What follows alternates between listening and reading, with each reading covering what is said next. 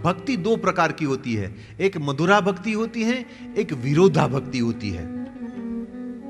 विरोधा भक्ति माने रावण की, हिरण्यकश्यप की, ये कंस की, शिशुपाल की। ये लोगों ने भगवान को भजे हैं, बाकी वेर वृत्ति से भजे हैं, मन में तो वही है। और मधुरा भक्ति माने चैतन्य महाप्रभु, शंकराचार्य महाराज, श्रीमद् वल्लभाचार्य महाराज, ये मधुरा भक्ति है। अधरम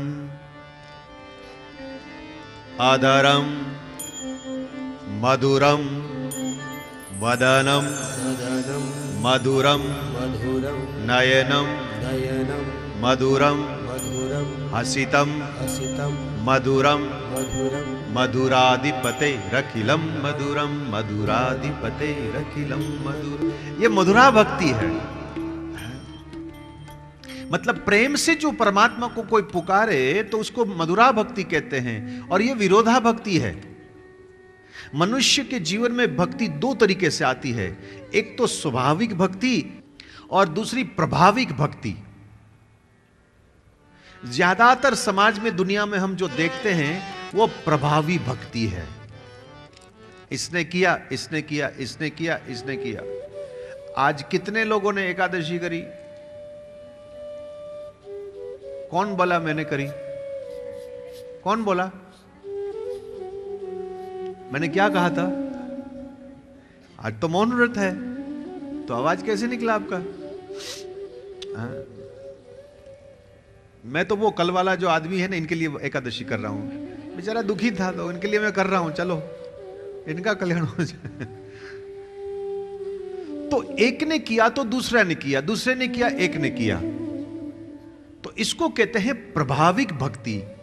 प्रभाविक भक्ति एक तो टिकती नहीं, और प्रभाविक भक्ति जो है इसमें विकास नहीं है, वो वहीं के वहीं स्थगित हो गई। यहां कितने लोग होंगे जो 10 साल से एक ही मूर्ति की पूजा कर रहे हैं, कोई 15 साल से कर रहा है, कोई 20 साल से। तुम्हारी भक्ति में विकास नहीं, क्योंकि यह प्रभाविक भक्ति है। स्वाभाविक भक्ति जिसके पास आती है उनमें लक्षण होता है विचित्रता, विविधता और विशिष्टता। यह लक्षण उसी में आता है। विविधता होती है, रोज बदलता है। जैसे ठाकुर जी के वाघे रोज बदलते हैं ना, तो उनकी भी जो जीने की अदा जो है, जो भजन करने की अदा है, वो रोज बदलती है। कभी श्रृंगार करता है, कभी लंगोट पहन लेता है, कभी सोता रहता है, कभी जागता रहता है। ये विचित्रता भी है, विविधता है, और विशिष्टता भी इसमें होती है। जो दूसरे नहीं करते वो ये लोग करते हैं। आप जरा विचार करो, मीराबाई से पहले कितने लोगों ने घुंघरू पहनकर नाचे थे। अब एक बार मीराबाई ने घुंघरू पहन लिया तो अब सारी दुनिया घुंघरू पहनकर नाचने लगी। ये प्रभाविक भक्ति है।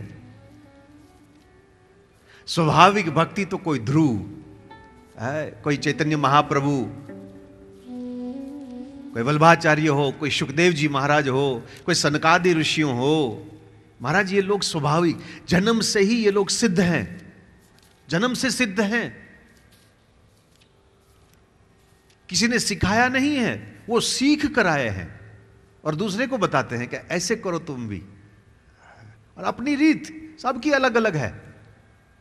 ध्यान दे, जो सद्गुरु होता है ना, वो कभी वासी गादी के ऊपर बैठता नहीं। वो अपनी रीत, अपनी नया तौर तरीका अपना ही होता है। वो कोई दूसरे के, कोई घिसी पीटी लाइन के ऊपर नहीं चलता है। वो अपनी मस्ती है, अपनी रीत होती है।